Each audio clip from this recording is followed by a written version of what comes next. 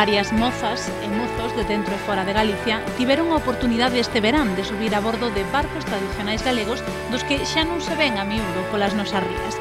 É o caso da tarrafa Chasula ou da goleta Raquel C, ambas as dúas con base na ría de Arousa.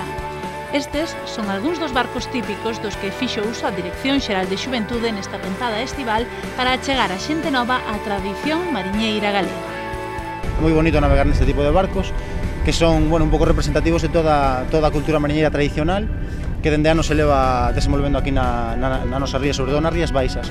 Estamos a falar de 5 embarcacións que representan dende grandes barcos como poden ser os galeóns ou este propio Chasula, que é un barco de cerco restaurado para este tipo de actividades. E logo estamos a falar tamén de embarcacións pequenas, de dornas, de 4,5 metros de eslora, dunha gamela coruxeira que é de Coruxo de 5,5 metros, e está representado, penso que todos os barcos tradicionais galegos.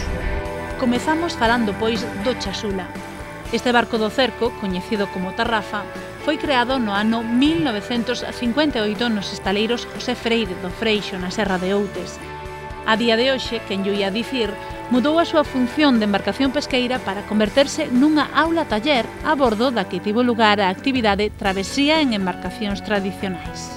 Representou a transición do que son a pesca artesanal a vela remo coa pesca, la incorporación de los motores y la pesca industrial.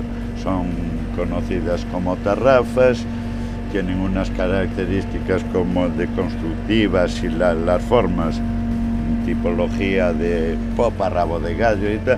Y hubo un momento en el siglo pasado, en los 60, que empezaron a desaparecer, y es de las poquitas embarcaciones que representaron lo que es la pesca de cerco, o sea, captura principalmente de sardina y surel para la industria, la pesca de cerco a vela y remo para la industria, con la incorporación del motor en las embarcaciones. Embarcámonos agora na goleta Raquel C, noutrora embarcación de pesca que se inaugurou o ano pasado logo de sufrir unha notable remodelación. Lo recuperó la Escuela de Vela de Ogrove.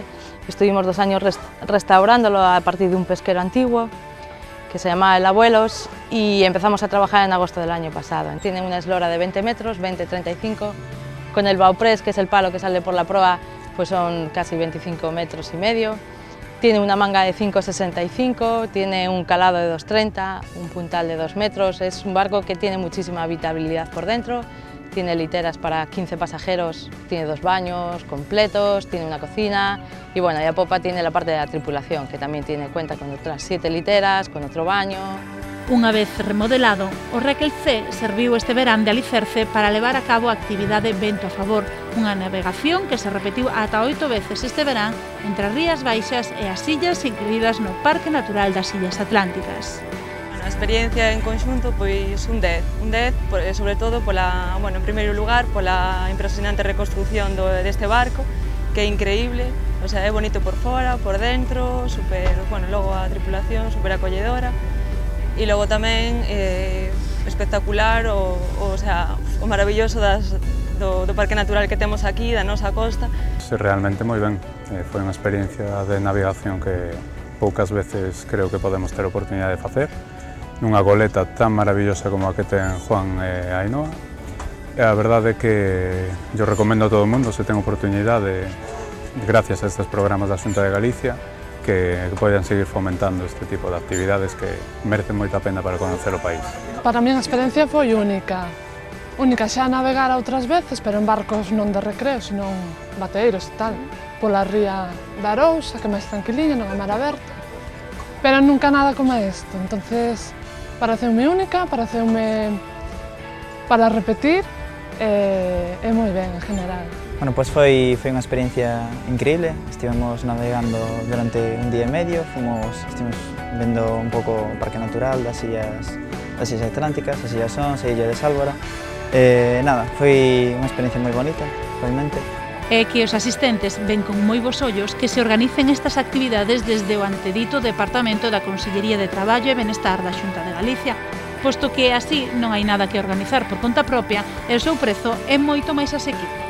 Pois moi ben, porque está dando a oportunidade aos mozos que temos poucos recursos de poder facer actividades que de outra forma non teríamos posibilidade. Creo que é unha oportunidade moi boa porque son iniciativas que rara vez a xente ten pola súa conta, pero ao ser organizadas pola Xunta pois é máis fácil apuntarse, coincidir con máis xente que ten os mesmos gustos que ti e vivir este tipo de experiencias.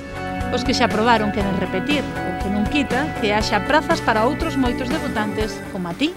Si, mentras poida, si, porque isto é probar unha e repetir. Pois que me deixen sitio a min e que se apunte quen queira, que son fabulosos. Genial, para repetir e oxalá todo o mundo poda participar, porque está moi ben. É que non todo é navegar nestas embarcacións sen máis, senón que cada programa se complementa cunha chea de actividades de coñecemento da riqueza patrimonial, natural e paisaxística e de fomento da convivencia, da socialización e do compañeirismo.